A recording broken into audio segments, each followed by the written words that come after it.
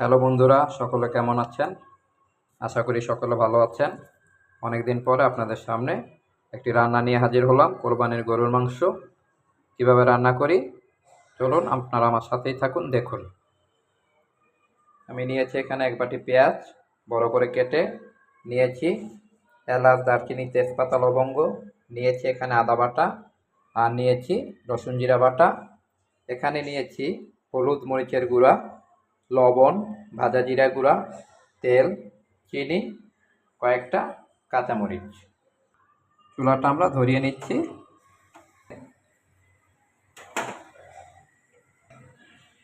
আমরা চুলার উপরে কড়াইটা বসিয়ে দিচ্ছি।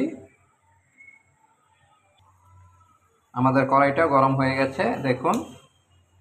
এখন আমরা কড়াইতে তেল দিয়ে দিচ্ছি পরিমাণ মতো। যেহেতু মাংসতে তেল আছে, তেল দিয়ে দিলাম পরিমাণ মতো। তেলটা গরম হোক। তেলটা গরম হয়ে গেছে, আমরা প্রথমে দিয়ে দেব তেজপাতা, তারপরে দিয়ে দিচ্ছি কেটে রাখা পেঁয়াজ,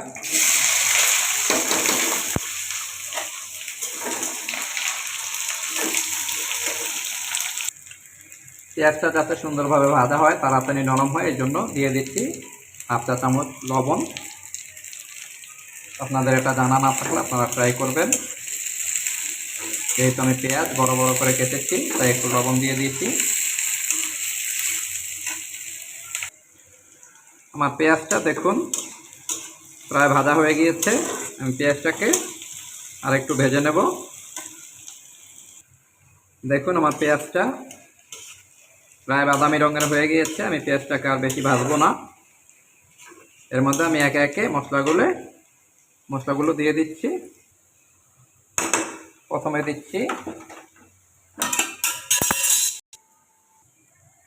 দিয়ে দিচ্ছি আদা বাটা,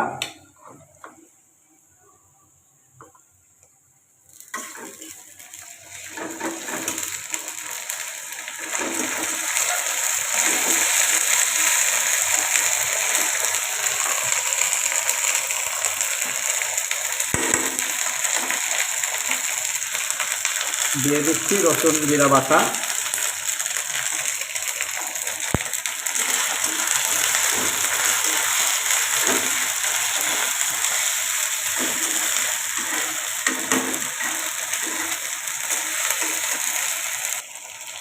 আমি এই আদা রসুনটাকে একটু ভেজে নেব, কাঁচা গন্ধটা চলে না যাওয়া পর্যন্ত। দেখুন আমার মশলাটা প্রায় ভাজা ভাজা হয়ে গেছে। এখন আমি এর মধ্যে দিয়ে দেব, এখানে আমি নিয়ে নিয়েছি এক চা চামচ হলুদের গুঁড়া, 1.5 চা চামচ মরিচের গুঁড়া, হাফ চা চামচ লবণ আমি একসাথে গুলে নিয়েছি। আমি এটা আবার মশলার মধ্যে কড়াইতে দিয়ে দেব।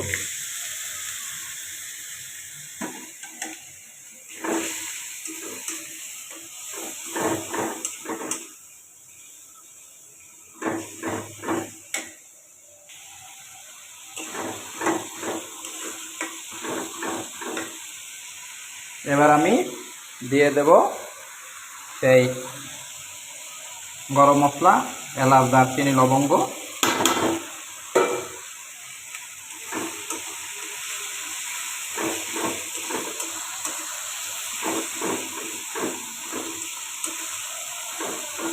আমি এটাকে একটু কষিয়ে তারপর আর একটু পানি দিয়ে আবার কষাবো।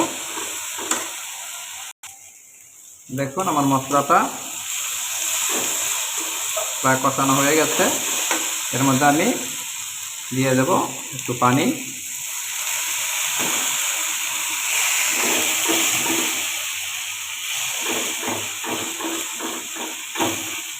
এই মশলাটা যতক্ষণ পর্যন্ত তেল না ছাড়ে ততক্ষণ পর্যন্ত আমি কষিয়ে নেব, তারপরে মাংসগুলো দিয়ে দেব।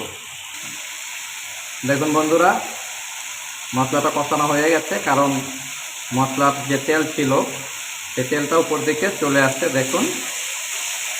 এবার আমি আগে থেকে ধুয়ে রাখা মাংস দিয়ে দেব।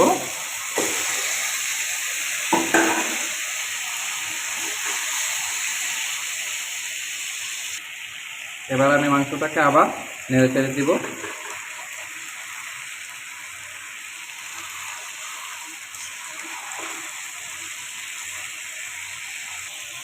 এইভাবে আমি মাংসটাকে কষিয়ে নেব, কিন্তু এত হাই হিট জ্বালে না, আমি একটু জালটা কমিয়ে দিচ্ছি মিডিয়াম আছে।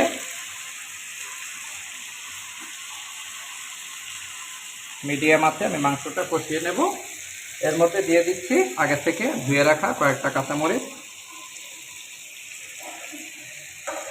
এবার আমি মাংসটাকে ঢাকা দিয়ে দিচ্ছি।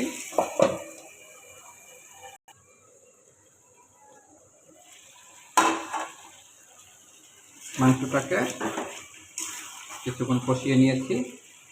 এভাবে আমি পানি দিয়ে দিয়ে আর একটু সময় আরও কিছুক্ষণ কষিয়ে নেব।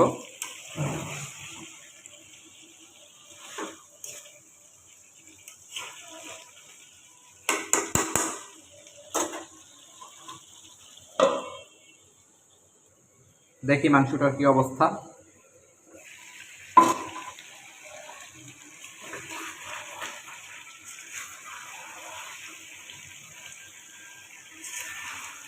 আমি মাংসটাতে এক বাটি পানি দিয়ে দিচ্ছি।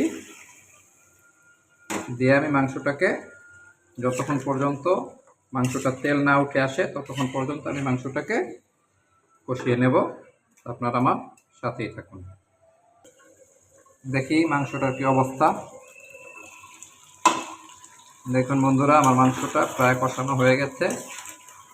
আর একটু পরে, আর 5 মিনিট পরেই আমি মাংসটায় পরিমাণ মতো ঝোল দিয়ে দেব।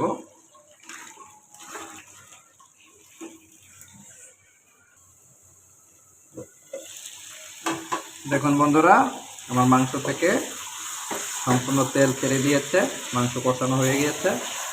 এর মধ্যে এখন আমি পরিমাণ মতো পানি দিয়ে দেব। পানিটা দিয়ে দিচ্ছি।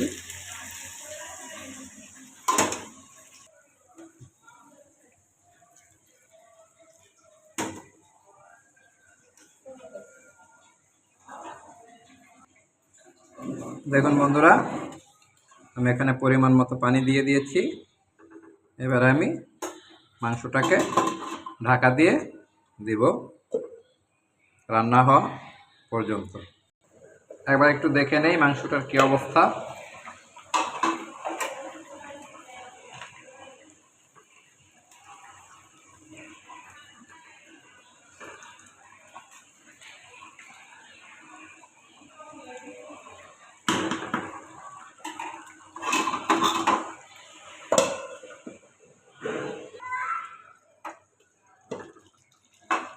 দেখুন বন্ধুরা, আমার রান্না করা হয়ে গেছে কোরবানির গরুর মাংস।